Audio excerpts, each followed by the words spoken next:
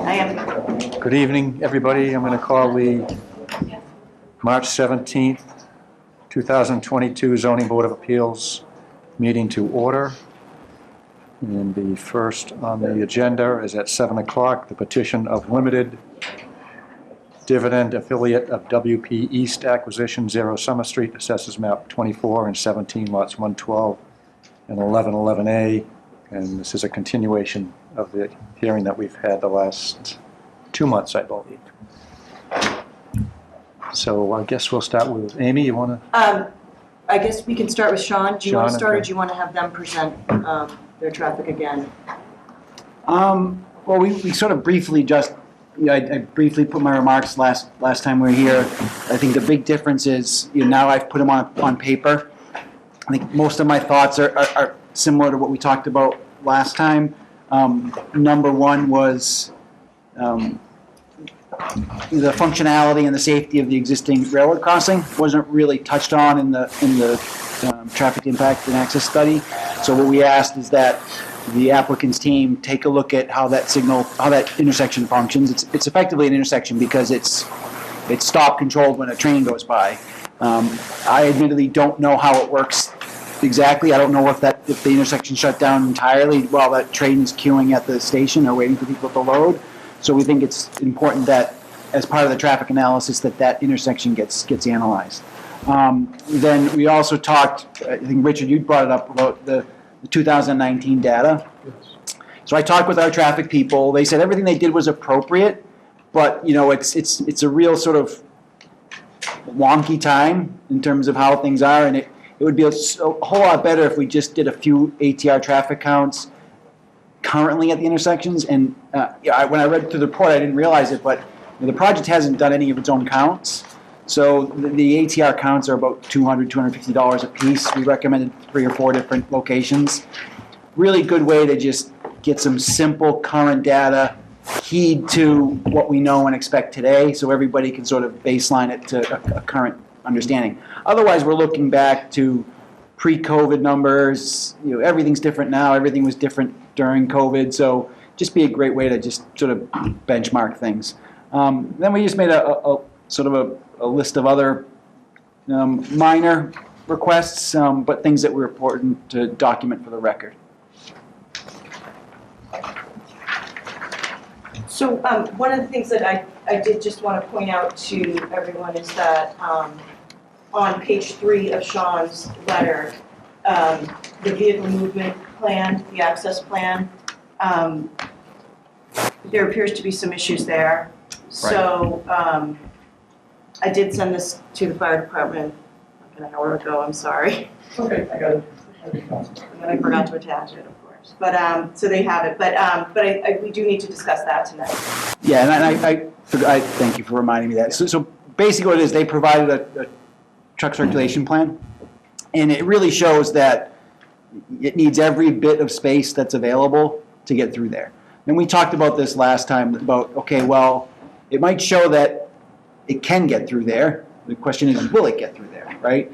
And with all that parking around every building, in our opinion, there's a high probability that something's going to mess up the machine, right? That if snow comes and people are backed out and they can't get around the corner, well, you're not going to find out until you get there. And you can say, well, we can tow people and things like that, but when an emergency response happens, it needs to happen quickly.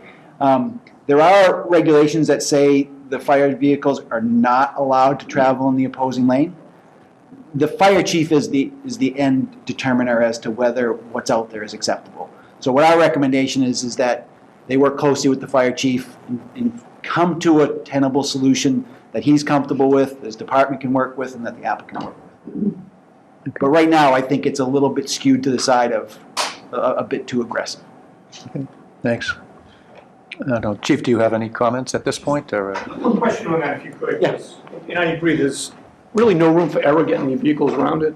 As Captain Cotter says, a computer can drive it around perfectly. We're assuming everybody's only going to own a Prius at this point, and they're going to fit neatly in these spaces.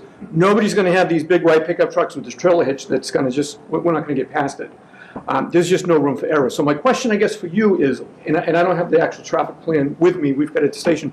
Are you suggesting we make this a one-way only around the entire complex? Would that solve that?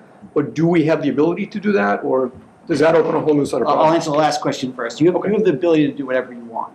So you under the fire protection regs, they're required to provide a means of travel around the facility that doesn't require you to go into the opposing lane. There are several places where that's required. Correct. It creates an interesting dynamic where if you follow the letter of the regulation, it really creates poor designs and big giant radii and things like that that really aren't good for anybody.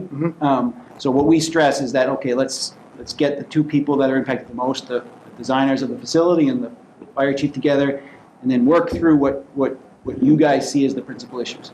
Because in our opinion, it's not just about access, it's about how you fight a fire. Like I learned recently that most fires are fought from building corners, right? That you stage on a corner and you try to fight it from that corner. And you may do it differently. It's a protective effort, Yeah. correct? And there's just a lot of stuff that we know how to evaluate parking and vehicles, but I don't drive a fire truck. I don't respond to a fire. You guys are going to have to do that. So just get together and sort of work through the things. And Phil's a great designer. You guys can come up with great solutions together. I'll help. But right now, I think it's just there's too much going on, too little space for error, too little residual space for those typical things that take those spaces up to happen. All trending in a different direction of a safe environment. So I think there are things that can be done, whether it's reducing some of the parking or creating some wider curves, but I think that should be done cooperative with you. Now, just real quickly to speak about the software. The software has a level of conservatism, so it does, before it says you can do something, it knows how fast you're traveling. It does give you some flexibility. You don't have to be perfect to get through if the radii says it, if the software says it, but still, if it's close, it does mean it's close, right? Okay. Thank you.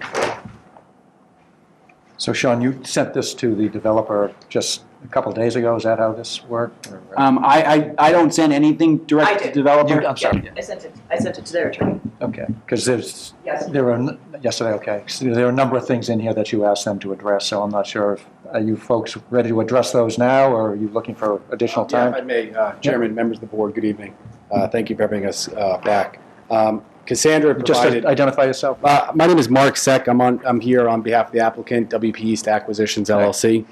We are the applicant behind the Summer Street project. We received a copy of this both from the town's council as well as Cassandra provided me a copy yesterday as well. So while we've had short notice, we have had a chance to review, and if it pleases the board and Mr. Reardon, we're happy to walk through items that we have been able to identify and how we're planning to approach it. That's fine. If that works. Yep. You can go ahead. So Mr. Reardon, I'll kind of leave it up to you if you want to just kind of go one by one. And, some of these we can address and other ones, obviously on 24 hours notice. Yeah, so why don't you go through the ones that you can address? Yeah, and I'm here joined by Liz Altman from TEC, is our traffic consultant. And so she's going to answer most of these, and I'll be here to answer any that are applicable to Wood Partners, and then also Phil Cordero from Allen Major can address the questions you had on the vehicular access. Yeah, and I don't.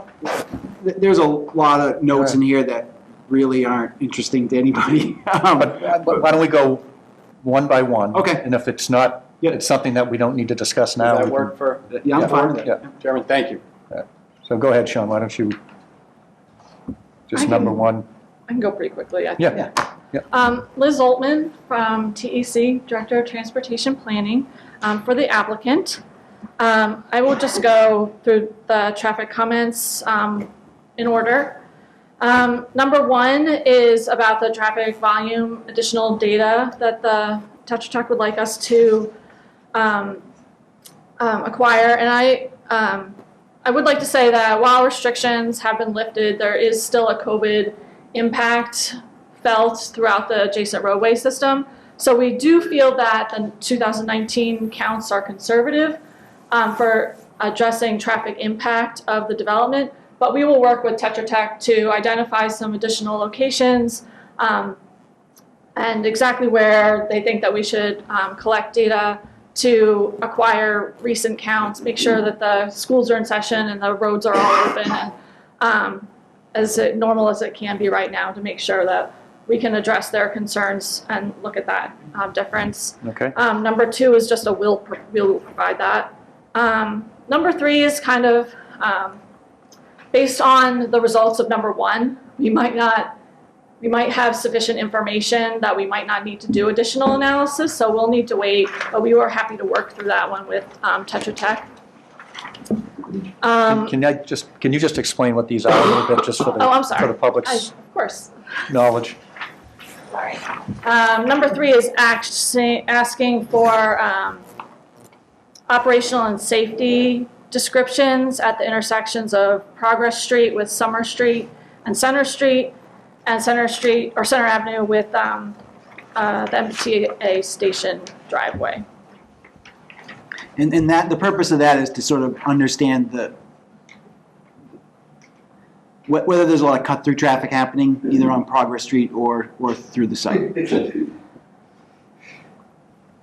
So yes, we will evaluate that with Tetra Tech. Okay. And make sure that everybody's comfortable with that answer. Number 4 is the railroad crossing, and we will take a look at that. Number 5 is the potential cut-through traffic through the MBTA station lot, so we'll take a look at that based on the additional ATR counts. And just, I'm sorry, Liz, and just on that, right now the traffic study assumes 100% of the volume from the site is going to exit out the opposite way, so On Summer Street. On Summer Street. So what we want to do is just some basis for, well, is that really going to happen? And if not, we should have it documented. Agreed. The reason that we put everybody out to Summer Street is because we do not have a cross-access agreement with the MBTA. So we can't say that's a public street that people are going to drive on legally. So that's why we did it that way. And rightly, so their analysis is conservative.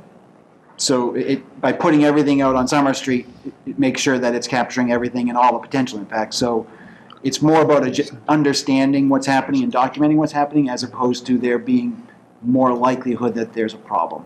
And similar to what Liz said about the 2019 information being more conservative than what we would expect to see today, I agree with that too. Again, it's just really about just developing a finer understanding so people can correlate it better to current conditions.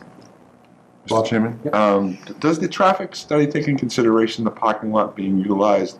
I know you don't have a contract agreement across the property, but the property is going to be open to both sides. The property now has parking, paid to park parking, and the frequency of in and out during the day, along with the quality of the volume of traffic generated by this project in any given point during the day. Is the traffic study taking any consideration at all of the give and take of either exit going through? The cut-through is going to happen no matter what. I don't really care one way or the other how it's going to happen. My question is the volume of traffic that parks versus is stable for the whole day versus comes and goes during the day via additional traffic coming and going from this new project? We study typically in a traffic impact analysis a snapshot of the peak periods, the morning commuter peak and the evening commuter peak. So there were traffic volumes identified on Moynihan Crossing currently, which are coming from the MBTA lot, presumably going in and out. So those were retained as an existing condition, and then our new traffic was added onto that condition. So we didn't remove them and say, oh, well, you will no longer have access through our property or anything like that. We just assumed that traffic would stay. We just didn't put any new traffic from our site through the MBTA lot. So it does consider that there is that lot there, and it is currently using Moynihan Crossing.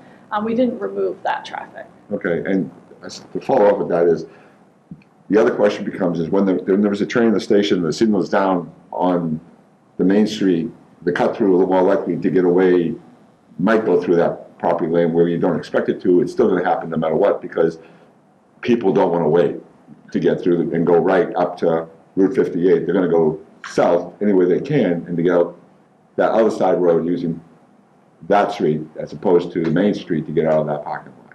So I kind of gut feel that it becomes a main thoroughfare whether you like it or not, either way. And what we can do is just work with A&M to try and slow the traffic through that area and make sure that the residents of the development are safe and the through traffic is maintained in a calm and collected manner. Okay. And the 24-hour traffic counts should give us a snapshot of what's happening there. That's And then maybe what, you bring up an interesting point, because maybe we need to look at the Center Street signal train crossing operation as well, because if one is open and one is closed, then that's more likely to be cut through. But I would expect if the crossing of Summer Street is closed, I would expect the crossing of Center Street to be closed. They should be as well. open at the same time. Yeah. And it's always a backup. Right. There's always a backup. Yeah, because otherwise, that's the first thing people will do is try to. It's going to go one way or the other if they have the ability to do something. And if they don't, if they can use the exit to the far end where the development is, just to get movement to go around, they're going to do it. I see what you're saying, yeah. So I'm just afraid the traffic flow at peak times, whether it's 7 o'clock in the morning or 5 o'clock at night, and the train's in the station, they're going to use that thoroughfare to go down to the new development area and go up. Whether they can go left or right once they get to that exit, they don't care as long as they can move. Right. And I just know people like to move. So I've been driving in traffic for 40 years, so it's not like I don't know that point. But my biggest consideration is that I don't believe that they're all 100% full cells all day long. I believe the traffic flow comes and goes. And the web tide becomes is that most of those spaces are at the far end where the street will be developed. Mm-hmm. And those will be spaces that more likely will have transient traffic as opposed to the permanent street, which are close up front, the park all day. Yeah. I don't know, but Both those gates go down and there's a long wait in between because the train stops. And people get out, people go on, and those two streets are blocked off. So hopefully what happens is, Liz hears what what we say today, comes back with some new data, some new thoughts, some new understanding, puts it in writing, and then we have, maybe 90% of our questions answered, and maybe the other 10% can't get answered. Maybe we can pick out a little bit more, but the idea is to sort of progress to a better understanding of all these issues. okay, thank you. Thanks. Okay, Liz, Sure. number 6. Number 6 is about the Washington Street and Summer Street, potentially identifying potential improvements at the intersection. I mean, this is a intersection that has current issues and delays, and the volume of traffic that the site is putting through that intersection is honestly not going to be noticeable. However, we will look at the intersection. I don't imagine that anything less than a traffic signal would alleviate the delays on the side street. That makes the intersection a prime candidate for the town to apply for a MassWorks grant for design and funding, and for design and construction of improvements. Those grants are usually associated with this type of development, applied for by the town. But that's, again, probably more out of the scope of what this developer would be responsible for, but we can certainly identify improvements at the intersection. So number 7 is regarding traffic calming along Summer Street, because the 85th percentile speeds are 7 to 8 miles an hour over the posted speed limit. That's not unusual, but we will take a look and see if there's anything that we can recommend for Summer Street to slow traffic volumes. Number 8 is about a local car share service, so we can reach out to Zipcar and see if they'd be willing to or interested in placing cars at this location. Number 9 is about a permanent Mbta stop at the intersection of the Mbta driveway with Center Street. And that's Mbta's property. It's a flag stop right now. We can certainly call the Brockton Area Transit Authority and see if they are interested in a permanent stop at that location, but then that, again, that's MBTA's property or the town's property, depending on where the stop would go. And then the rest, I will turn over to Alan and Major because it's about on-site circulation and things like that. Great. So I'm happy to answer any questions on the information. I know I don't have all the answers for you this evening, but I did Yeah, want you to know that And we understand you just got this. we would address everything. Thank you. Unless anybody has any questions?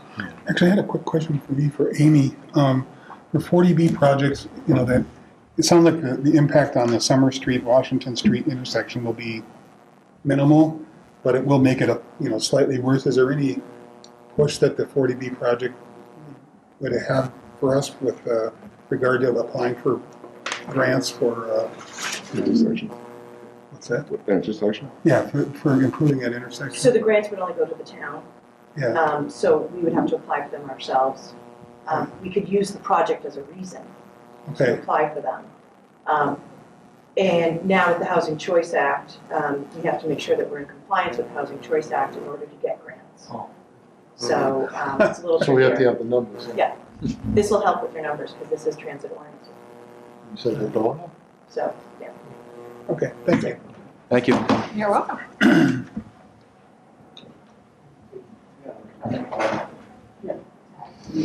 Thanks, Liz. Good evening. For the record, Phil Cordero from Allen and Major Associates. I'll approach it the same way that Liz did in front of me. We'll just run through the comments. We'll lay out our intent for you, and obviously if you have any questions, stop me anywhere along the line. I think, Liz, did you capture number 10 about coordination with the No. town? She and stopped at Mass? 9. Okay. Oh, yes. So we will do that, right? We'll coordinate if there's any additional projects. I don't know if Liz Low-hanging fruit, said that's that. an easy one. Right. Set you up, Phil. Maybe I'll do that one because it's guaranteed success. No worries. So jumping into comment number 11, please describe anticipated delivery and moving truck operation. So we will coordinate a response back to the board to this letter. We are familiar working with the applicant on the nature of these sites. And since they operationally control the projects, we can also control move-in times and schedule deliveries with residents. And we find locations that work on site to do that. Now, in some cases, that means cordoning off parking spaces for a short time to accommodate a move-in truck. And we do that with the residents of the site, and we will highlight and denote that and explain how that can work on a site such as this, which is generally, well, not generally, but nearly fully parked around the building to provide that parking. So we're accustomed and prepared to provide that to you. Bill, just a question on that. Yes? A lot of people now order things online, UPS, the Postal Service, Federal Express. What about those sorts of things? Yeah, so very, very common. What we tend to do is in the vicinity of our clubhouse, we'll mark out spaces that are commonly used for sales clients and people to come to the site quite quickly. And we would try and accommodate a van location space at that location so those deliveries can come to the site. Now, in a site such as this, we have a good amount of units. We're going to have a heavy amount of delivery. We have to think about where that is, how that is, the frequency of that.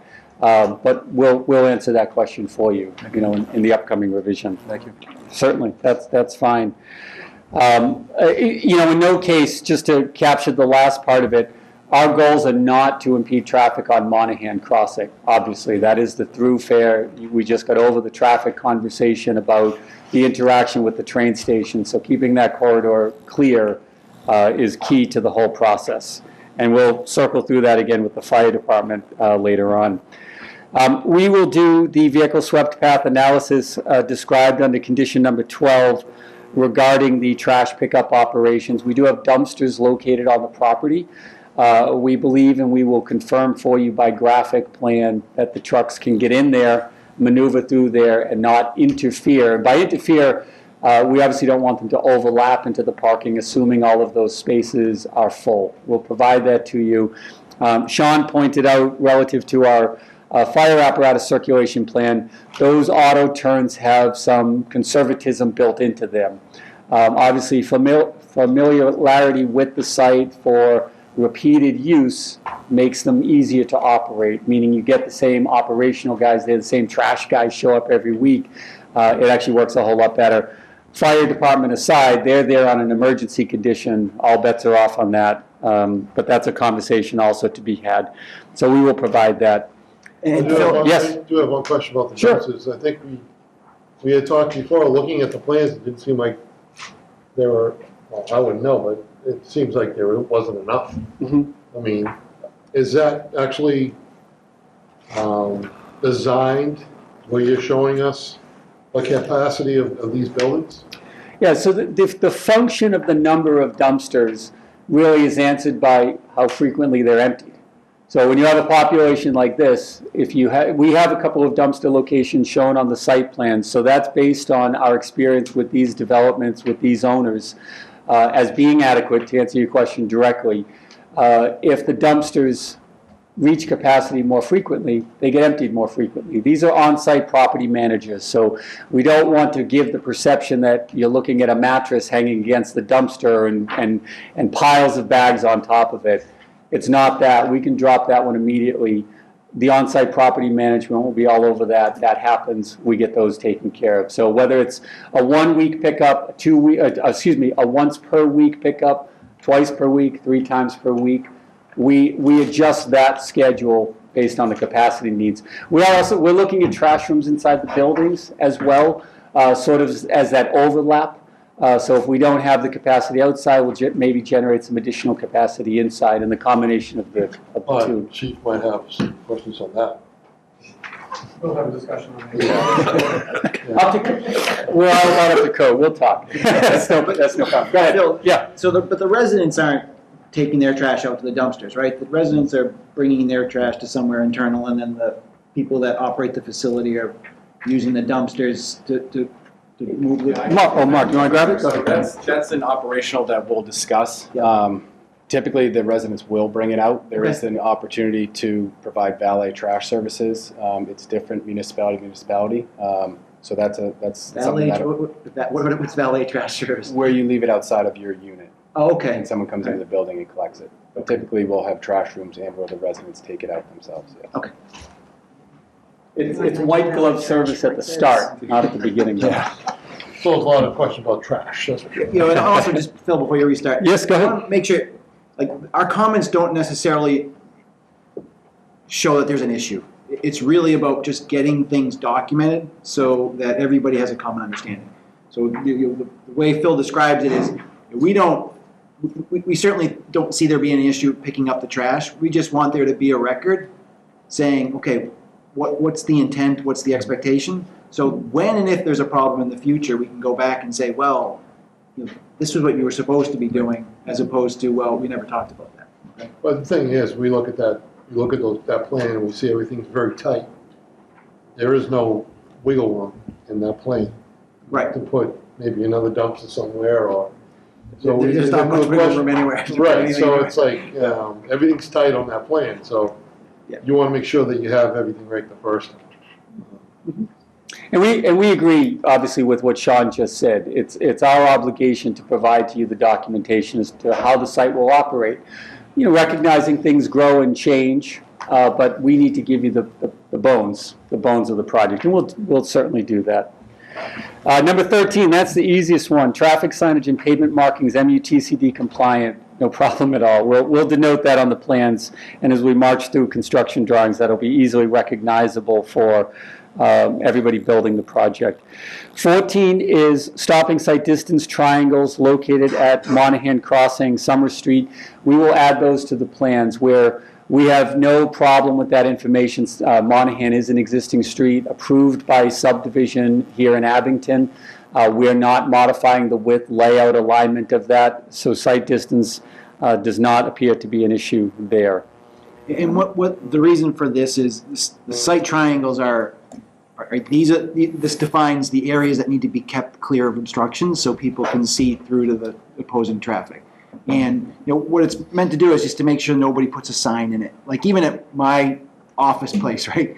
There's a commercial brokerage sign that's been like like right in the middle of my sight line for the last 2.5 years. And I'm like, every time I drive by, I'm like, how come I can't get that changed, right? But it's really just to put it on a plan and say, okay, just keep stuff out of this. And if you need to do maintenance or if you need to do something to maintain the view, here's where you have to take it back to.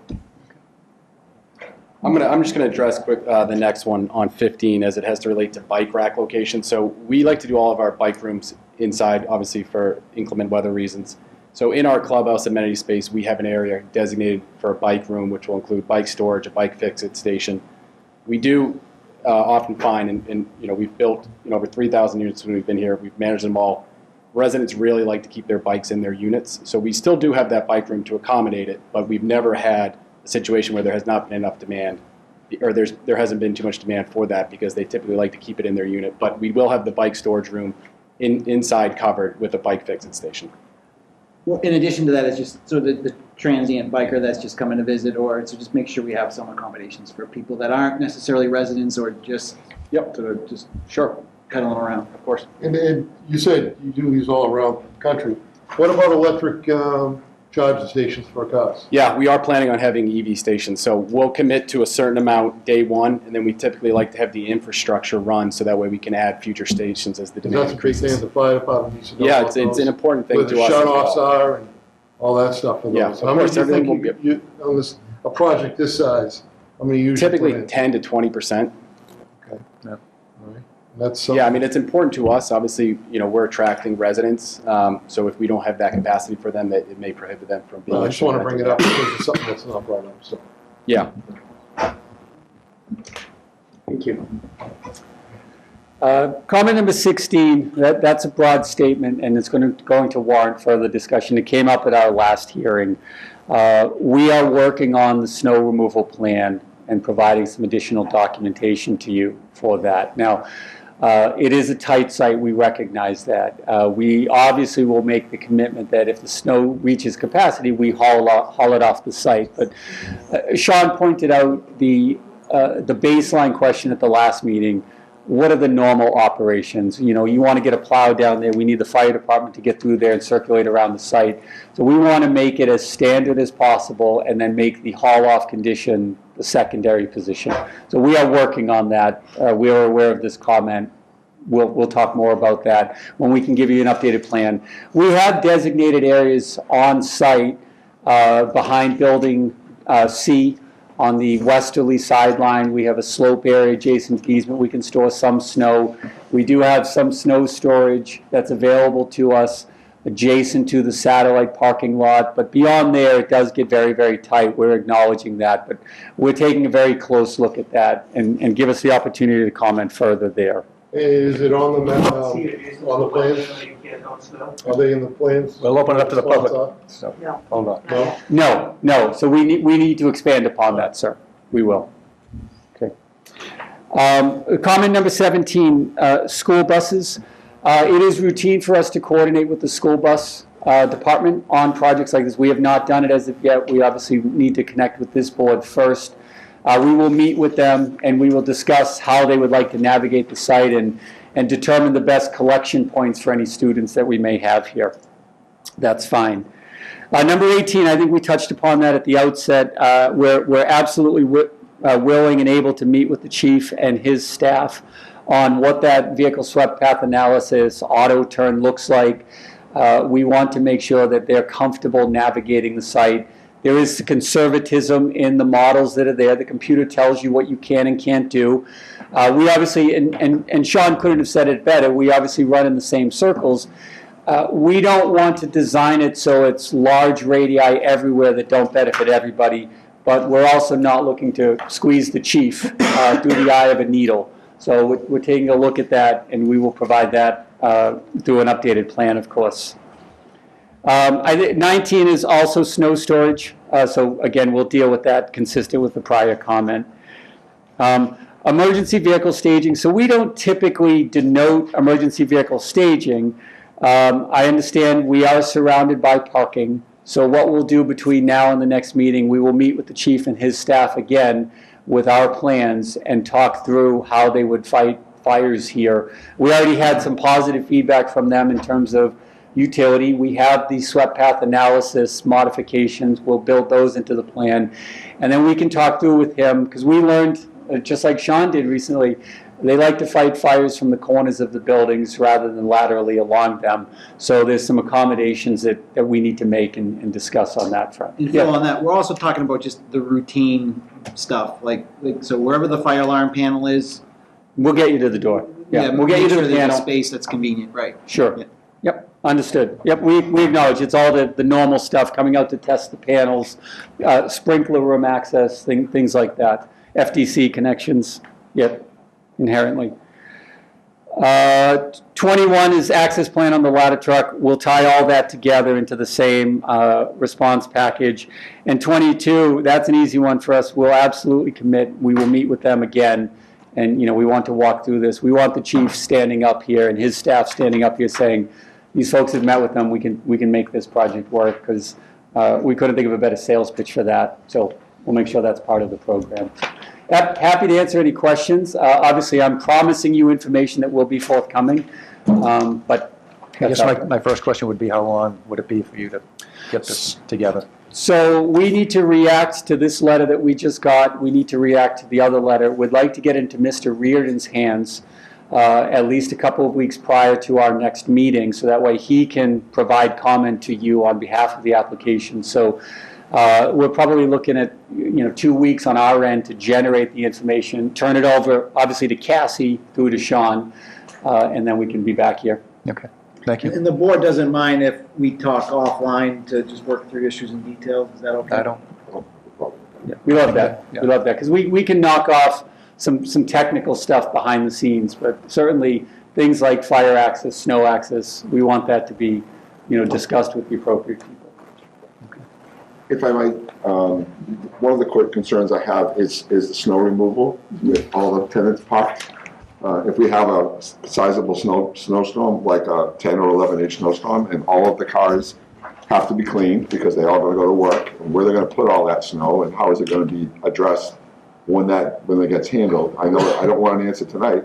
There's a consideration there with the volume of capacity of parking, the way it's laid out right now, and if you had 40 people dumping 7 inches of snow at the same time from, let me just say, a 30 square foot environment to someplace, front, rear, whatever, sidewalks in the front, the side driveway, or the back of the car, that we need to address not only the snow on the street and the snow on the sidewalk, but the snow on top of the vehicles. Sure. So that's all I'm asking for, is make allocation for the tenants' need to move the snow, and where is it going to go? And how soon will it go, when it has to be gone, if you find maximum capability is reached? Sure. Okay. So we could absolutely do that. I think I would lay out for you, just as an outline, that snow removal, as with all towns, is a tiered approach, right? The goal number 1 is we need to get the roads clear for these gentlemen in case there's a problem. Goal number 2 is to get the sidewalks clear for pedestrians. Goal number 3 is to get the cars cleared. So those don't happen instantaneously. No. And, we will navigate those waters of get Monahan Crossing open, get the loops open as critical path items, get the front doors open. That's one pass, and that happens during the snow, shortly during after. And then as soon as conditions permit, we make another round, which is presumably the residents dumping the snow, as you alluded to. And then another pass is clear the sidewalks, make sure everything's wide open. So we'll document that, sir. Did you have online property management? Did you say there'd be online on present property On management? premises. On premises property management at this site? So is that 24/7? It is not, no. Okay. It's Sorry. reachable 24/7. Their call center is 24/7, and we typically do have a courtesy patrol who usually gets a discounted rate and kind of is a neighborhood watch. Okay. Just before we kind of finish, so as Phil mentioned, we're in the process of addressing Mr. Reardon's comments. We are reworking the plan slightly to address some of the chief's concerns, and one of the 2 primary concerns that the chief had is we've already eliminated some of the parking that's in Monahan Crossing, as well as I know there was an issue with the tandem garage, which will no longer be tandem. And so I know those were 2 of his big issues. So It's a short-winded way of saying we're going to address Mr. Reardon's comments and as well submit an updated plan through the board that you'll receive in the next week or two. Okay, thank you very much, I appreciate it. Then before you leave, Monahan Crossing is that essentially your property? It is, yes, and the Okay. MBTA has an easement, yes. So all you have to do is maintain through access to No, the train part station? of the agreement is that they maintain that. The Okay. MBTA does, correct. So no prohibitions to on-street parking or anything like that as Nope. part of it? Thank you. Sorry, can you say that again? Maybe So that's our parcel, or not ours, the current owner's parcel. We will be Right. purchasing that. The MBTA has an access easement. Part of that is there's a maintenance agreement that they maintain it. Does that Oh, so include they plowing? maintain that road? Correct, it includes plowing. Any other questions from the board? Amy? Yes. So the plan states that there's 236 units and I guess this doesn't say how many 376 parking spaces, which is what the plan says, but the plan says parking is provided at a ratio of 1 to 5.9, and then the project overview says 1.71. Which one's correct? Well, I would say, Amy, allow me to check the map and I'll confirm that. Okay. So. Yeah, Amy, I think what you're missing there is the garage spaces is the difference. Okay, well, this is what Yeah, you that guys have. include- You have 29 private garage spaces right here, and it says 1.71, and this has garage spaces, and it says 1.59. Yeah, we can confirm that math. Okay, and then, just for the board's consideration, I think we've heard probably 20 to 30 times tonight how tight this site is.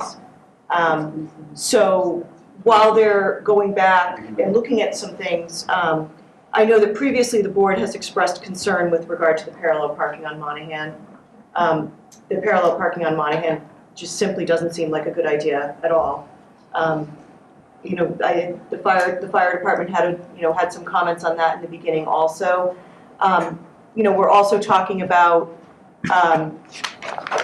access, you know, the tight access for the fire truck and moving, you know, going into a separate lane, things like that. It appears to me that some of this parking has to be reduced. And whether that's reduced by a reduction in units or a reduction in parking, as you know, this is a 40B, so they do not have to apply, you know, they don't have to provide the required 528 spaces, which the parking provisions in the Abington zoning code are pretty generous. I don't think that anyone, we went through this at 1015 Plymouth Street. No project really needs that much parking, 528 spaces. So a reduction in parking is not normally a big deal. But here, it just seems like there's just so much jammed in that they're gonna have to give on something. The first thing to go has to be these parallel parking spots on Monahan. They just don't seem safe. Safety reasons. Yeah, it just doesn't seem safe. You know, furthermore, now we find out that the T is gonna be plowing snow. I mean, that's just problematic. We can't control what the T does. So I don't know how they're gonna plow when there's people parked on the street. It just doesn't seem to make sense to me. I agree. So I think you I guys think should we've just all- take that into I agree too. consideration. Obviously, I don't vote. Yep. I'm not a voting member, so I'm just giving you what I've heard from you guys, the concerns I've heard over the past couple meetings. They don't seem to have been addressed, I guess is what I'm saying. Not that particular issue. No, that hasn't. Yeah. Any other questions from the board? If not, I'm going to see if there's anybody in the If I public. just may, just through the board to Amy, it is a 1.59. It looks like that's a typo in the presentation. Thank you. Thanks. Is anybody in the public who'd like to have any questions or comments? Yes, sir? Name and address, please. Name's AJ Schneider, 66 Progress Street. I can tell you, coming from a lot of background in snow removal, that this area is at capacity before it even snows. Along with the fire chief, clearing snow removal, they need to get Conservation Board involved, because any of the abutting wetlands you cannot dump snow in. Those are huge EPA fines. I know, unfortunately, firsthand. So anything abutting wetland, snow cannot go there. Anything So I cannot see how fire lanes can feasibly be maintained and open during a snowstorm in this area, maintaining a safe buffer off of cars prior to moving. I don't see how this would be done. Out of the 4 or 5 companies I've worked for with snow removal, they would not guarantee opening fire lanes with the way this is laid out.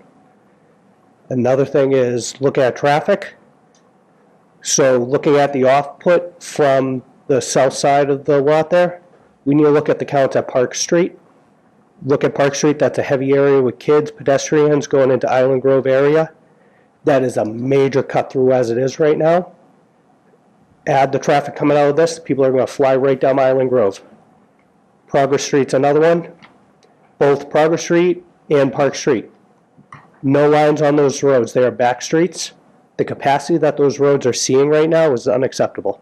People at high speeds going up and down them. So if they can't come out the south side of this lot property, they're going to come out to Summer Street. Instead of taking a left up to 58, they're going to take a right and cut down Progress Street, cut down Park, and cut out to 18 and bang all the lights that way. That's already a high area, which needs to be addressed and looked into and taken into account more. I didn't hear any of those streets mentioned. Previously, we had talked with pedestrian traffic in those areas being increased, whether sidewalks had to happen or what. What would be the point on those? There's a lot of congestion at Summer Street also because of Woodlands up there. The Woodlands traffic would definitely be heavily impacted between Summer Street and this project, and the train traffic all coming out of that area at one time. No traffic directions, then add the train signals. And then the other thing that rather concerns me is right now saying doing a traffic count on 24-hour studies. Most people are on hybrid schedules working remotely. We cannot get an accurate account. Most people are only traveling to the office 1 or 2 days a week. We're working remotely 3 to 4 days. I can tell you right now, Thursdays, it takes me over an hour and a half to get to Boston when I leave in the morning. Every other day of the week, it takes 30 minutes. I don't know why, but I'm guessing Thursday is the day everybody goes to the office. So how can we take a traffic study on a 24-hour period Monday with the way traffic is currently laying out? Also, since 2019, you look at a lot of housing that has been added within the area and sold. So that's a lot more residential area. Just a lot of other things that need to be taken into account to accurately do this. Because if you go to any of those intersections right now, I guarantee you they're all backed up. Between Plymouth and Summer Street is a constant backup. And I can't tell you, I know in the last 6 months there's been at least 3 rollover accidents within that area that I've witnessed. I don't know how many more have happened, but I would like to see accident reports of all major intersections pulled around that area and comped. It just seems like they're trying to skim coat a lot of things, saying that there's not going to be impacts. These areas are at capacity already, so minimal impact to something that's already at capacity doesn't make sense to me. And who's going to start to suffer? Our kids, our family, our pedestrians.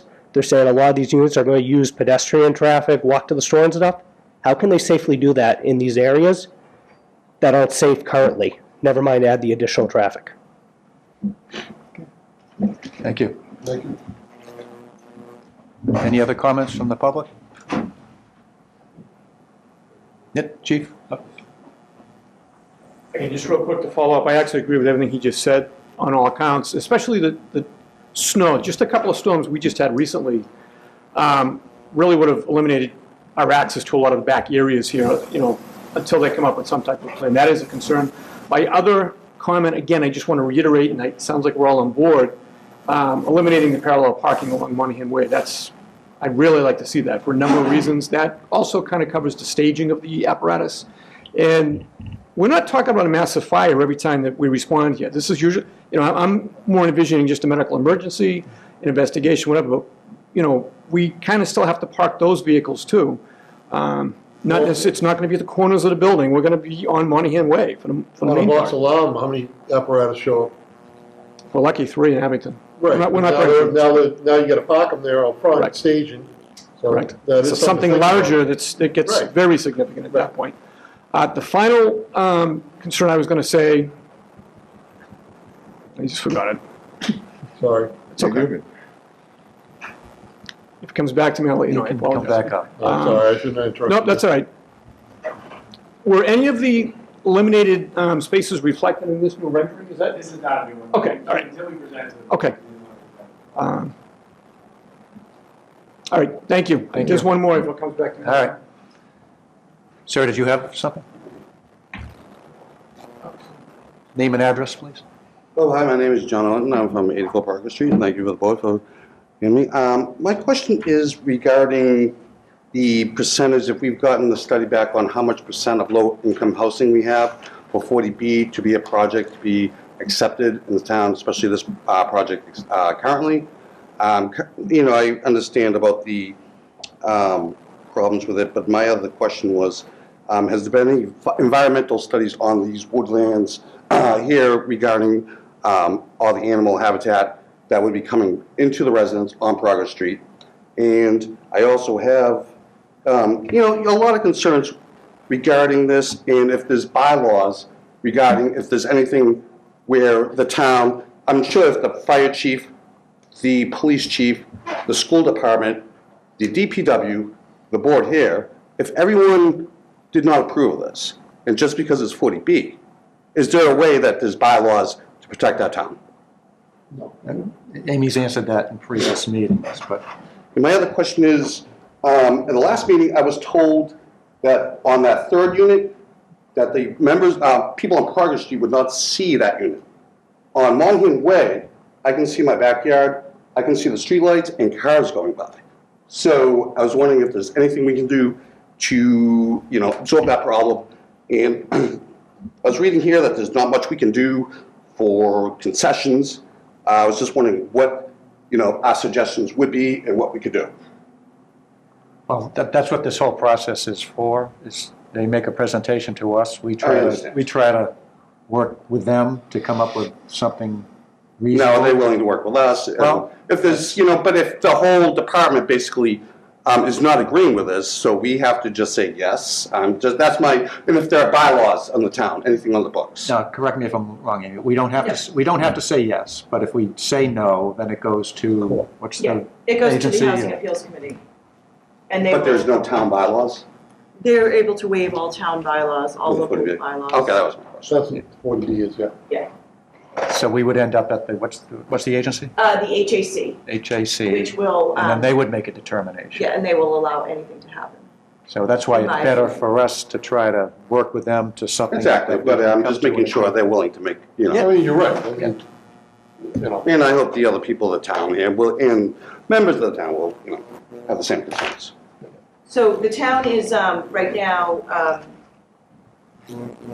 I calculate 7 units short of 10%, but if you remember, Mr. LaPointe told us last week that we were 4 units short. So 3 units could have come online, but we're still short.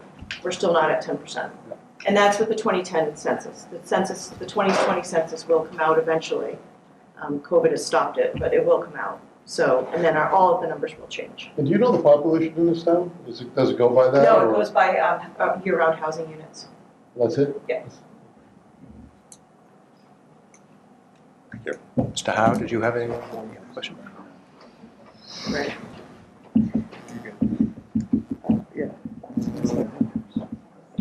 Ronald Howe, 149 Walnut Street.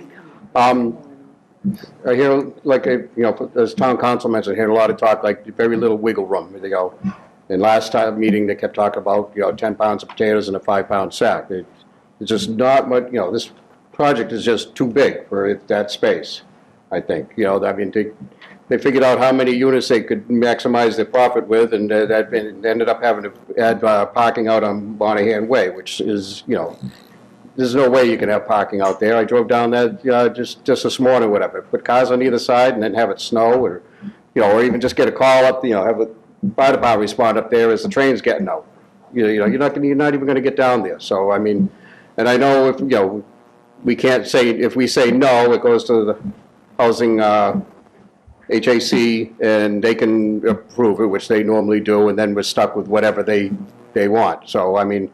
We should try to work with them, but we need to try to do our best to drastically reduce the number of units, the size of this project, because as far as, traffic impacts or whatever, I mean, these people aren't gonna be walking to Target and Stop and Shop. They don't have a little bodega around the corner, where they hop off the train. So, this isn't Quincy, this isn't, the city.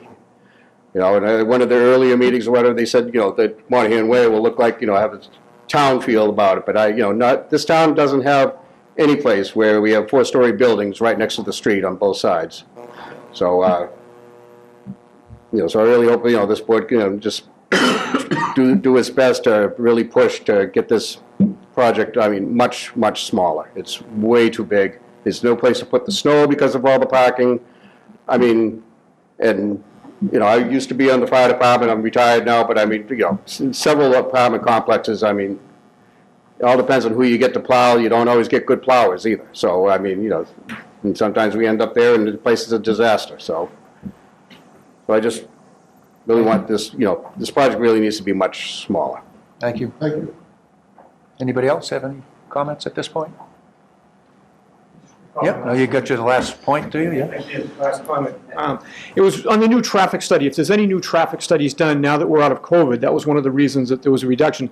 The only other thing to keep in mind is I think anybody that is familiar with this area, we're still avoiding this area because of the construction on Summer Street.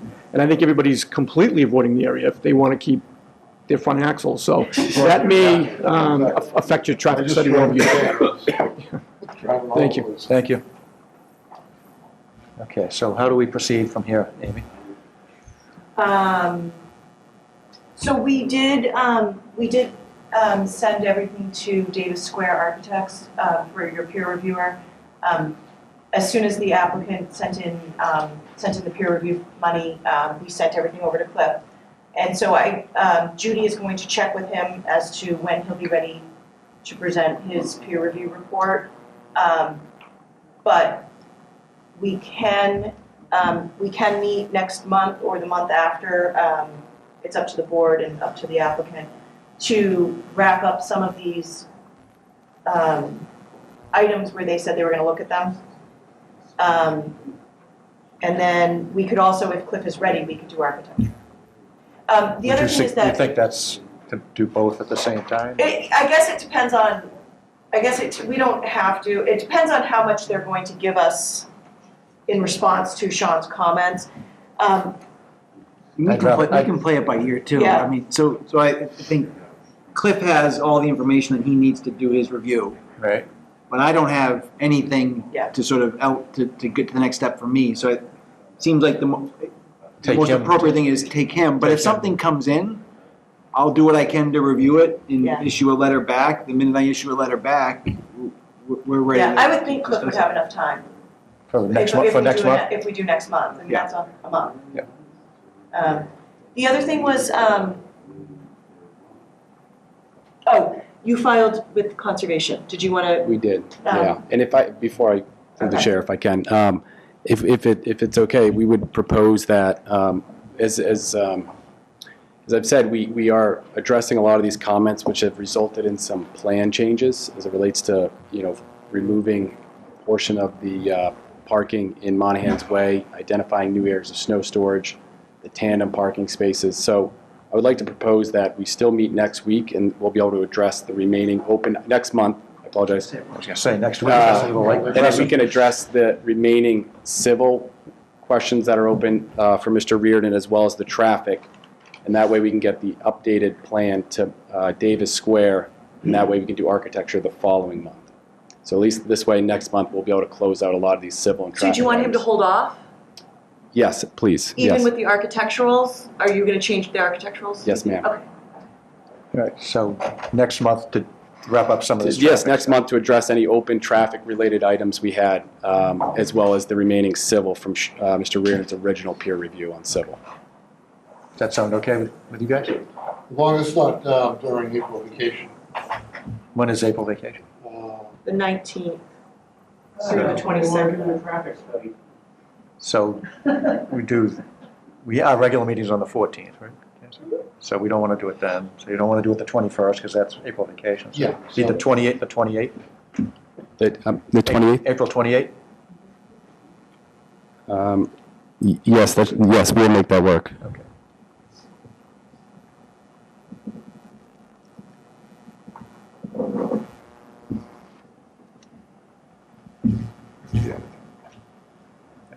7 o'clock. Okay. April 28th, 7 o'clock here. That works. Thank you very much, Chairman. Did we schedule 10:15 for the 14th? Yeah. We did, okay, thanks.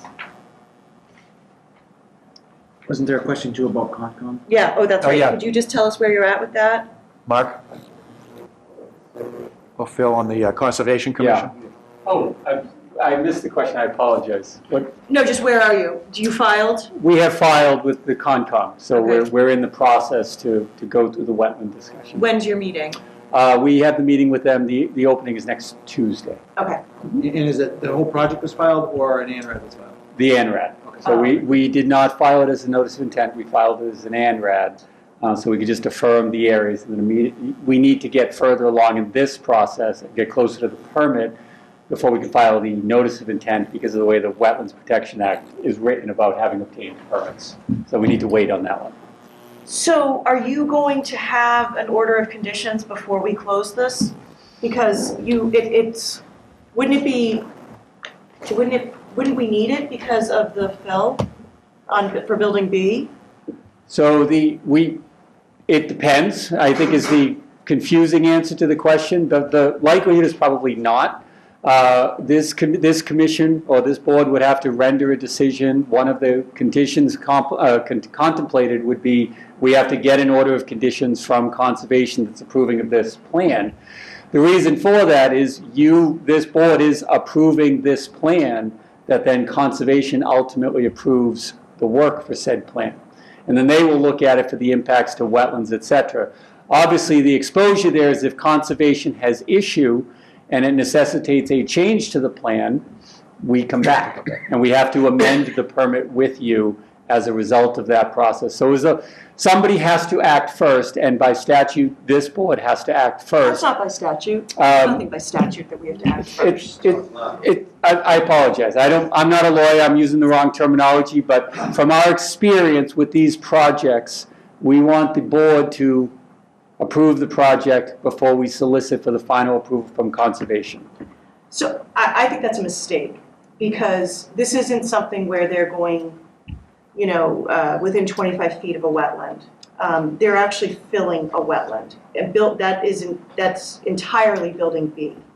So we could be going through this whole thing again. And I think that's the last thing this board wants to do. So I'm not sure if it's our. I was going to say, is that something we can control? No, we can't control, we can't force them to, but I've done numerous 40Bs where they come in with an order of conditions, it's all done. And if things change, they have to change one permit, whether it's the order of conditions, whether it's the 40B, but this is much different. They're filling in a wetland. So if I may, and obviously I'm not creating my experience, she's obviously well experienced in this. We have solicited through this board waivers from the local bylaws. And we need to advance in the conservation permitting with the commitment from this board as to whether or not you will approve those waivers. No, you don't. You can just apply to the Conservation Commission under the Wetland Protection Act only. I just had someone do that.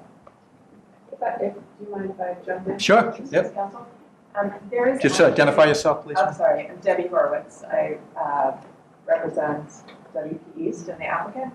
There is actually an often ignored provision of the Wetlands Protection Act regulations, which suggests that all the other permits have to be done first. I agree with you. We have the new Weston case that says you don't have to do that. So. I agree with you that it's, and even before that, it's mostly ignored. I think there's a little bit of a chicken and egg, both in the way that Phil was describing needing to get the project set in order to know what we're asking the Concom for.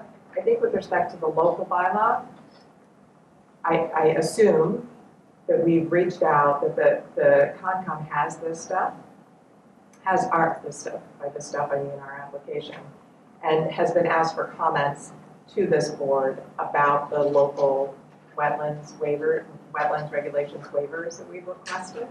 But that is this board's job. You're right, Amy, that we will be applying to a Concom only under the Wetlands Protection Act, of course. But it is a little bit of a chicken and egg. The Concom has to see that the wetlands boundaries have been set. They have to see the proposed project and the impacts on it in order to be able to not only issue an order of conditions, but to give you feedback. So we're doing a little bit of parallel track, but it may not be that we get all the way through the order of conditions process before we get through this process. And it will be important to get through this process so we know what we're asking for the order of conditions. So everything was sent to all of the local boards. It's my experience that we don't always get comments back except for the fire department. Yeah. So it's not unusual that we haven't heard.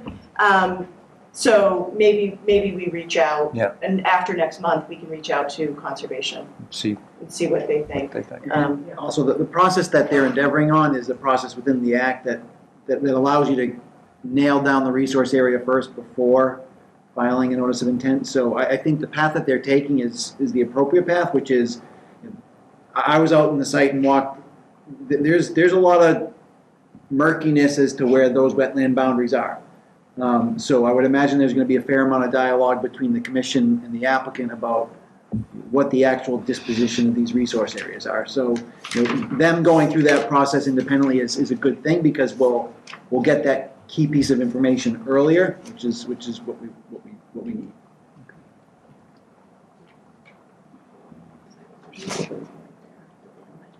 Yes, ma'am? Yes. Corinne Cronin, 458 Summer Street. What I'm not clear on is, I did some changes to my backyard, and I was required to go to conservation first and have the wetlands flagged before I could go forward with the project.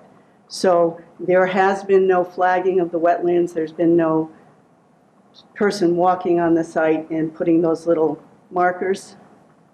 I don't believe so, but I think that's what, You would have had to flag them to apply. That has been. Yeah, oh, it has been. yeah, they would have had to flag the wetlands to apply for an NRED. Okay. But it hasn't been approved by the conservation. conservation. So it's their representation of what that wetland So boundary is. they did the flagging. They did, and then So can't you just hire a neutral party to do it, to kind of see whether you agree? what happens is they flag it, they file with the Conservation Commission, and then the commission determines what those boundaries are. Okay, so I understand the two-lane thing, and I understand that they feel they want to come to you. It is true that in Rockland, they've made a decision to go to the conservation because there's a very specific environmental issue. And their board has said they can't make a decision until they go to conservation, and I guess conservation will throw it into the state board and make a decision. So it's possible to go to conservation first, is my understanding from the process. And that's what they're doing. Yeah, but they're not, because they're going in two lanes, but they're asking for you to issue a decision before they actually get information, the final information from conservation.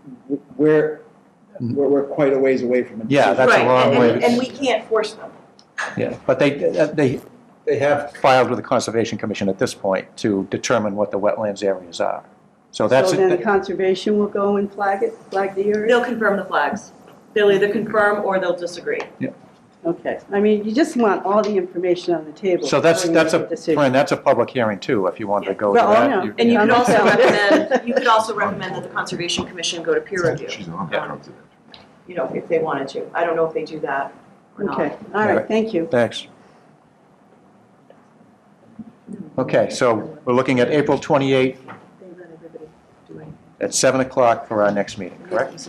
On this. On this, On yeah. Right? 7 o'clock on the 28th. On the I have 28th, that. okay. Yeah. All right. Did you have something No, else? I'm just- All right. So do we need anything? We don't need any, don't need any agreement or anything from the developer not. at We're this still point? within 180 We're still within days. 180 days, okay. We must be. I have it written down somewhere. Yeah, we opened it in December, right? Yeah, so that's 3 months. Debbie, did we open it in December December? December 16th, yeah. It's like, ever been the fastest 180 days ever. It goes quick, yes. Yeah. Yeah, all right. All right. Halfway So there. can we have a motion to continue this to April 28th at 7 o'clock here in the Cotter room? Motion to continue conversation on 0 Summer Street until April 28th at 7 PM to reconvene and further discuss all the open issues. Is there a second? Second. Any discussion? If not, all those in favor? Aye. Opposed? That's unanimous. All right, thank you. Thank you very much, Chairman, Board. Thank you all for coming. 91 days to go. Already? I am Googling it right now. All right, so June 14th. I think I have that though. Nancy. I think I have one. Question for you. Yep.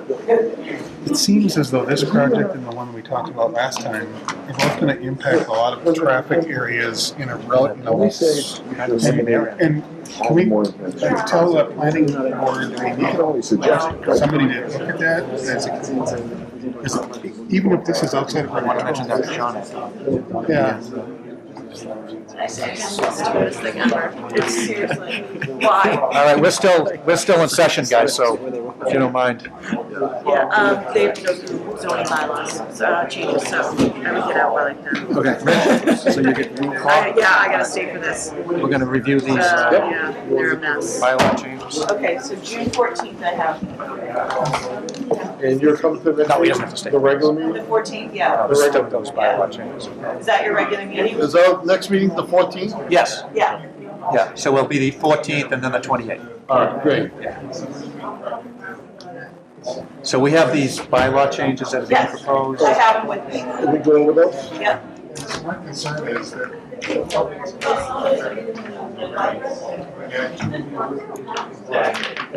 What'd you do now?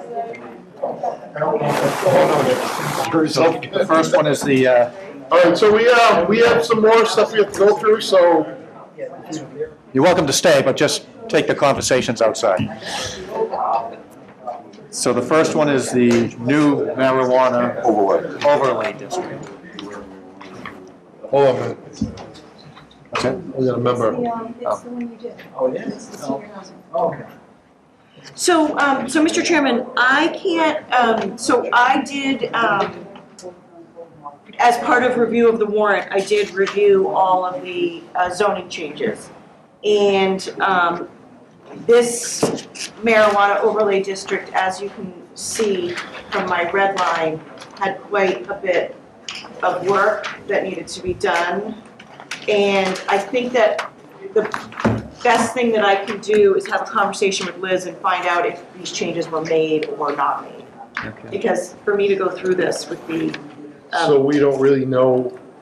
so what, you have one concern. I What do. is your concern again? About the marijuana overlay. Right, the area, the establishment? Yes, the establishment. Okay. The area itself, Chestnut Street and Hancock Street. Okay, so that's still on here. Okay. Yeah. Well, I do have issue with that because when they are showing the map, and it's very, like you said, it's pieced together, they're showing the whole section of Chestnut Street is going to be this district. And the town actually owns property in here, and also is private property. So I don't see where they're going from one end of Chestnut to the other end of Chestnut and making this a district. They're not making it a district, they're making it an overlay. So there is a difference. I can't answer why they're doing the district as big as they are. I don't know. Because I do know there was project planned for Chestnut Street that got turned, Hancock Street that got turned down by this board because it was an unsafe frontage. They didn't have enough frontage. They were Right, looking for a and I'm variance. just wondering if this is gonna come up again when they mention Hancock Street. And possibly this being an entranceway to Well, whatever project. Just when you read this through this, so right now, this is the Muppet District. Yes, it is. MUPDD. It's just this Right. entire Muppet District Yes, is now going to be the overlay district. Mhm. Under the Muppet District, the special permit granting authority is the zoning board. Under the Yeah. new overlay district, planning board. the planning board will take over that. If it's a marijuana facility, Right. that's going to be out of our hands and into the planning board's hands. well, when you say overlay, okay, So it's both districts. can you explain what you mean by overlay? So Sure, so the underlying district remains the same. the Muppet. Yeah, and then the overlying district usually allows something. Here it allows marijuana retail facilities. You can also have an overlay, which is a floodplain overlay, yeah, I got which that, doesn't yeah. allow Right, things. yeah. So they're either one. Now, I think that, I recall that this says that when there's a conflict, which I don't see there being a conflict in this situation, but if there's ever a conflict, I think the underlying zoning wins. That's No. usually how it is. It's not what this says. No, this No. says that they take it. If the provisions of the MPCOD conflict with the requirements of the underlying district, the requirements of the MPCOD shall control. Okay, so they did it opposite. Then they can. Yeah, They that's can. their proposal. We just recommend that they determine which one wins, because I have bylaws that doesn't say that, and it's very confusing. So they can do that, so. Well, again, my concern is the way that it's just thrown together with the mapping. There's private property and town property that they're claiming could be overlay. And also, when we get into Chestnut Street, I just go at Chestnut Street and Hancock Street, I get back to that entrance way where we determined it was not safe. Right. And that is probably why. Well, again, it's only if it's a marijuana producing facility that. But you know how this. No, I understand, Yeah, I yeah, understand. I understand Yeah. the concern, yes. Yeah. It's a concern. Yeah. That's what I think it's a concern that all of a sudden this is, I mean, what about all the other marijuana stores and there's a couple of them in town right now supposedly being built. Now all of a sudden they're gonna have an overlay, an area where every. But this wouldn't apply to them because they're not in that overlay, they're not in But that. still, I mean, why do we need it? That's a good question. Why do we need it? Is there something in the plans? Right. And number two is, But, we you know. already have them around town. Those So- are questions that the planning board, who's the proponent of this, is gonna have to answer at town meeting, so. And to get a zoning, a change in the zoning through, it's a 2/3 vote at town meeting, For so. this. Now, remember, there's some things that are gonna be majority now. Oh, really? Because the housing choice. Oh, okay, Yeah. yeah. But not Well, this has this. nothing to do with housing. No, this is 2/3. So this is still 2/3. 2/3, definitely. But I just want to bring up to the board that I'm glad you did. I just think that it's not finished, and I don't think it's right anytime when another board takes away what we do. In other words, frontage, special permits, variances. There's always something there when they start taking away part of our decisions. Yeah. So I kind of am concerned about it, and I do not really. I mean, this is the way you put together a map, and also it's town property they're talking about. I mean, I don't know about the town property. well, I mean, it's If all the town property extra. falls in the district. No, it's in there. Yeah. The piece of property that we just bought, is right in there. Oh, is it? Yeah. Yes, it is. It's right next to the project that's right there. It kind of goes underneath the high tensions on Okay. that side. Oh, yeah. I'm pretty Yeah. sure. I mean, I'm sure if I'm wrong, I'll hear about it. But, again, something's up. So, I mean, again, I don't like it when they take power away from this board, and usually there's a reason for it. Well, they're not really taking anything away from you, because the underlying, you still do the special permit for the underlying zone. You don't do permits for marijuana anyway, right? No, I'm So- pretty sure we don't. Yes. We haven't done any so Yeah. far, so. So on the other side, on the other overlay, they do the special permit for marijuana also. So I think they're just sticking with the special permit for marijuana, they're keeping it, Okay, yeah, all right. which is very common. Is It's it? common that, All right, well, I'm just a little. Yeah. almost all of This area my, right here, we've had issues with before, uh-huh. and, I agree, but these are all good questions to ask at town meeting. right, and I think the board, I'm not, maybe the board wants to vote on it, or maybe send a letter or whatever, but, how do you feel about this whole setup? I mean, you're asking now if It there's looks another like, copy of it, or? no, it looks like my changes were made. All right, From what I can tell. This is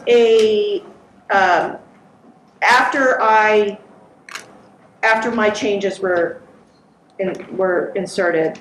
This is a very common overlay bylaw. Is it? So in special permits, this would be something that they would be doing and not us Yeah. anyway. And they're gonna look at, there's location and dimensional controls, which are in line with the CCC, the Cannabis Control Commission. I had to adjust some of those to make sure that they weren't in conflict with the CCC. And the other one, they are requiring that it be, consolidated ownership at the time of, development or building construction. They've got some odor provisions in here. Yeah.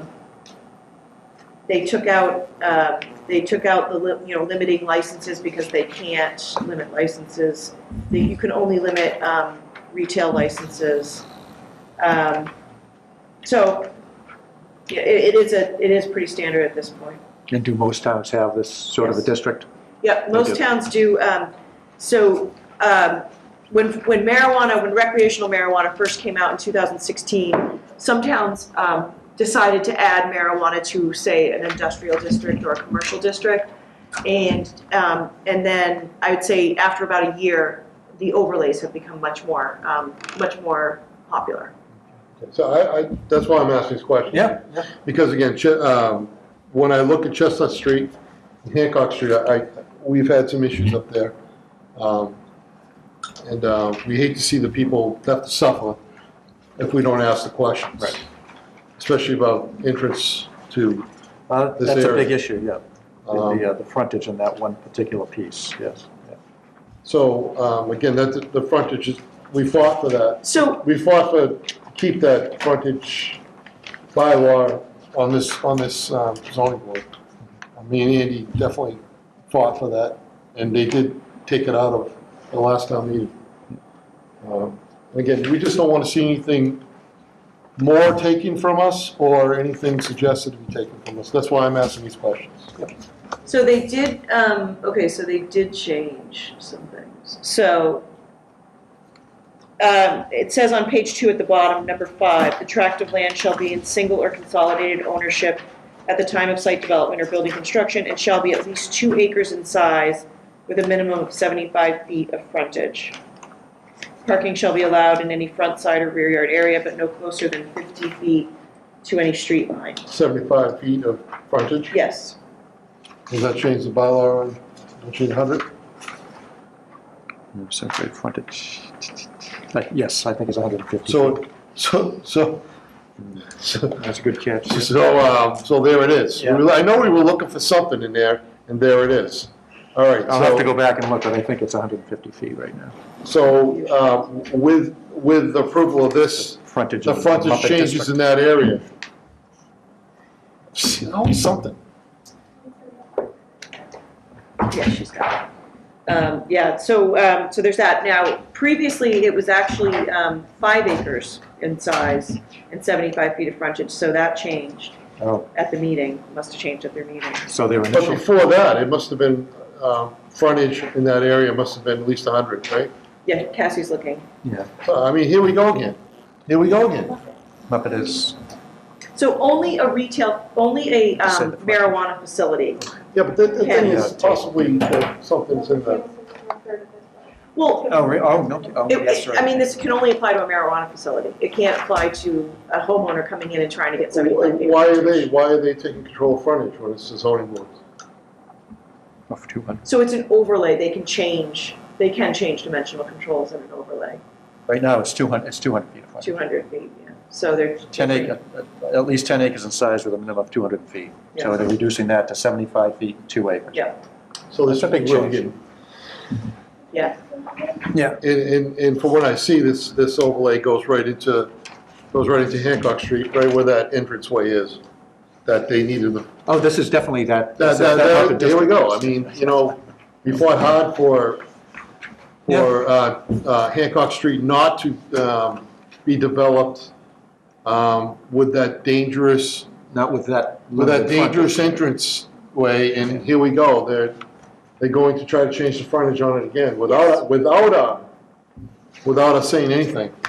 So again, Well, no, this is just a proposal, right? So we have the right to go to town meeting and, well, I mean, this is the things we're gonna watch out for. Every year, there seems to be something that they're trying to take away from us so they can satisfy other people. That's the way I look at it. And the people who live on Hancock Street are not benefit from this. Anyone who goes down Hancock Street, it adds a danger to that area. Anyone who goes down Hancock Street, Chestnut Street, the four-way there, the corner that goes on onto, what street is that? I'm sorry, brain fog. 139. 139. It's a dangerous street. And this picture shows, again, that when you look at this, it goes right onto to that street. No, it's definitely that district. Yep. So again, I mean, the board changes things to satisfy other people, not the people who live on Chestnut Street or Hancock Street. And again, it's a shame because we just went through this with them. You know, So what do you want to do? I can't do anything. It's Well, up to, you're the voting members. I mean, No, this is not a permitting thing. This is the entire board can vote on. well, I think we should write a letter saying that this is not acceptable. Well, you could take a vote that we recommend at town meeting that they don't approve it, or we recommend it with certain changes. I mean, I think, based on It's what just- Amy tells us, hold on a sec. I think based on what Amy tells us, most towns do have this sort of a district. Yeah, So I that's think We great. probably need this sort of a district. I'm not But sure. Andy, you know exactly what I know, and it's, Hancock Street is a very dangerous Well, street. that's my point. I'm not sure you want to change the frontage requirement from 200 to 75, or what was 5 acres in their initial proposal down to 2. Those are things we could suggest they not do. I'm just baffled, and I really wonder about that board sometimes, that, Okay. Getting a little off. Yeah. So do you want to do something, or do you want to make a motion, or do you want to get up individually at town meeting and I think rail against the it? chairman should get up and say that the zoning board does not approve this because you're taking away the The zoning variance. board has to take a vote to do that. Right, no, you asked me, and this is what I'm saying. That, So do you want to make a motion? I guess that's my question. I don't, they have to make a motion, one of those. No, you can make a motion that we, All right, let me think about this, let me, take a breath. all right. Can How about the other two, Amy? So the other two, the next one, I guess, is this, section 176-66D, Yeah. established business and industrial properties actively engaged in business at the time of the acceptance of this bylaw shall not be required to provide the buffer zone construction until such time that a building or the lot itself is expanded or enlarged. That's completely different than what they, Yes, right now it reads until such time that additions or alterations are made to such properties. so what they had originally proposed was the expansion of commercial property through the purchase acquisition of an abutting property shall be considered an addition and require the owner of the property to comply with this bylaw. So they changed it completely, so. Yeah. I I guess my concern would be, the current bylaw says until such time that additions or alterations are made to such properties. Yep. And now they're changing it to until such time that a building or the lot itself is expanded Or or enlarged. enlarged. I'm not sure what this means. Right. Well, alterations is something less than building a new building, Yeah, right? yes, Which triggers it now, but they're getting rid of that. right. It has to expand, the building has to expand. Yeah, or the lot has to be enlarged. Yeah. Is that something that would be common? Do you know? I've never seen anything like your, the buffer regulations that you guys have in Oh, your yeah. zoning. No. Those are normally in site plan, but you guys have it as an actual bylaw, Okay. which I think helps sometimes, because you can require people to do. And then you got the last one. Registered This marijuana is, dispensaries with This is medical just cleaning up, because back in 2012, when medical marijuana became legal, they were called registered marijuana dispensaries. And then in 2016, when recreational marijuana became legal, they rolled it all into one. the DPH is now out, and it's the CCC for everything, so they renamed it Medical Marijuana Treatment Center, so they're simply changing RMD to MMTC. So that makes sense. Yes, Yeah. Do all of these require two-thirds votes? yes. So the only things that are not going to require two-thirds vote in the future are multifamily housing, and accessory dwelling units will be majority vote in the future. Okay. All right, anything else? Rich? Mr. Chairman, Yes. is it plausible for the zoning board to, or have a comment under the warrant of each of these articles where we would have a statement saying we are in approval or we are not in We line? certainly have the right to make a recommendation, but But can the town not do that if we make that? No, that's pursuant to, usually that's pursuant to your charter or statute. So with regards to the planning board, by statute, they have to either recommend or not recommend zoning changes, that's by statute. And then usually, by charter, it depends on if you have a finance committee or an You do. advisory committee, then they usually have to weigh in on the warrant. they will, yeah. And But we can sometimes, take our own vote to yeah, whether or not. we- sometimes the selectmen will have to Yeah, weigh in on yeah. the warrant. So that would be based on our vote then? And then that the It's- finance board would take that into consideration in their recommendation of approval? Well, they've already made their recommendations. They already have? Yeah, I would imagine, because it's, the town meeting's at 10th of April? At 4th. It's yeah. April. The 4th of April? Yeah. Yeah, Okay. but that doesn't mean we can't take a vote tonight saying we either like these or we don't like these, and then at the town meeting, get up and say the zoning board at their meeting thought these were good ideas or not so good ideas. I would recommend that the zoning board take a vote tonight on the article regarding the overlay district and the article regarding the change to 175-66D, in that the zoning board is not in favor of the proposed changes being made, and that the change to 135-24-1 is a logical change and we support it. Do you want to do them individually? 'Cause I would like to do them individually. All right, so That's why all don't right you with take, you? yeah, that's fine. Why don't you take the marijuana one for the overlay district I'd first? like to propose that the zoning board address section 175, sorry, excuse me one second. Getting back to where we're supposed to be. In the section 2 of the marijuana production and cultivation of overlay district, I recommend the zoning board does not approve the recommended changes by the planning board as they apply, and we feel that we would feel they'd be detrimental to the citizens of the town. Is there a second? Second. Any discussion? If not, all in favor? Aye. Opposed?